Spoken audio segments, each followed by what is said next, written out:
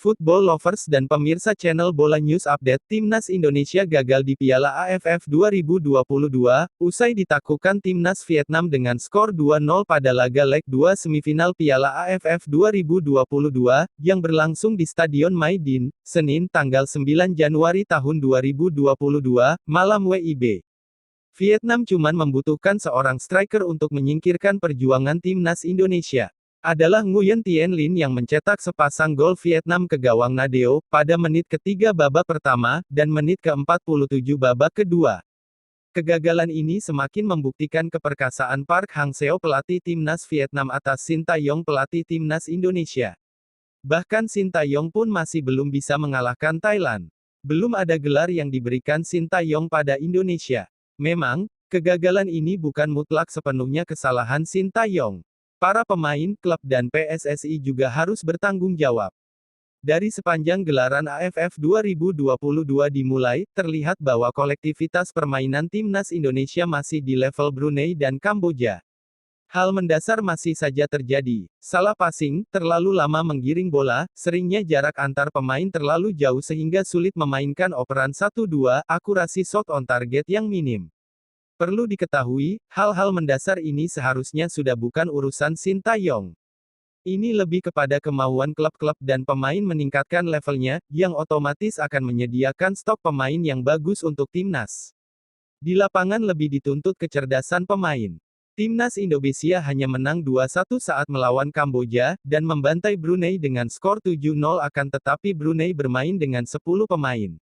Saat melawan Thailand, Timnas Indonesia tidak dapat mempertahankan keunggulan, di mana Thailand mampu menyamakan skor menjadi 1-1 hanya dengan 10 pemain. Tersingkirnya Timnas Indonesia juga karena gagal memanfaatkan status tuan rumah pada leg pertama. Skuad Garuda sejatinya punya beberapa peluang emas, namun harus puas imbang 0-0. Hal yang jelas terlihat dari tersingkirnya Indonesia ini juga tak lepas dari kegagalan striker Indonesia menyumbang banyak gol. Shin Tae-yong sempat mengeluh selama turnamen karena para pemain menyerang buang-buang peluang. Keluhan pria asal Korea Selatan itu sudah ada sejak Indonesia cuma menang 2-1 atas Kamboja di matchday pertama fase grup. Shin Tae-yong marah karena cuma menang 2-1. Kecerdasan pemain Vietnam jelas terlihat bagaimana mereka mampu menjalankan instruksi dan strategi Park Hang-seo. Mereka harus bisa mencetak gol cepat di mana para pemain Indonesia pastinya akan langsung menekan. Pada menit ketiga Tien Linh berhasil membawa Vietnam unggul 1-0 usai memanfaatkan umpan langsung dari kapten tim Do Hung Dung. Gol tersebut juga tak lepas karena kesalahan komunikasi antara Rizky Ridho dan Jordi Amat.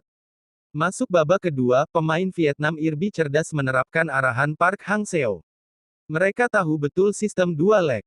Keunggulan 1-0 masih berbahaya bagi Vietnam. Karena bila Indonesia mampu menyamakan skor menjadi 1-1 dan berakhir dengan skor imbang 1-1, 2-2 dan seterusnya, selama 2 kali 45 menit, maka Indonesia yang juara.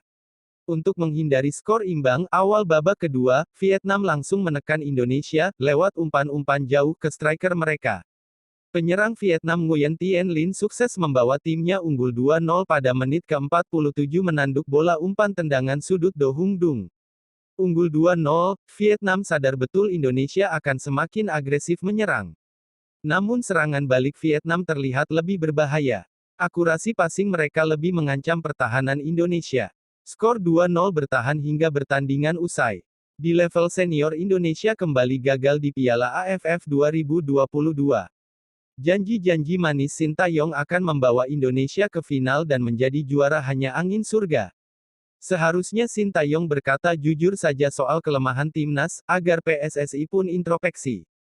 Jika timnas Indonesia masih seperti ini, bukan tidak mungkin Indonesia pun akan bisa dikalahkan Kamboja, Laos, Myanmar, Filipina, Brunei bahkan Timor Leste. Karena setiap negara terus membenahi timnasnya. Pemirsa Bola News Update, kita berharap semoga timnas Indonesia lekas berbenah. Silakan tulis pendapat Anda di kolom komentar.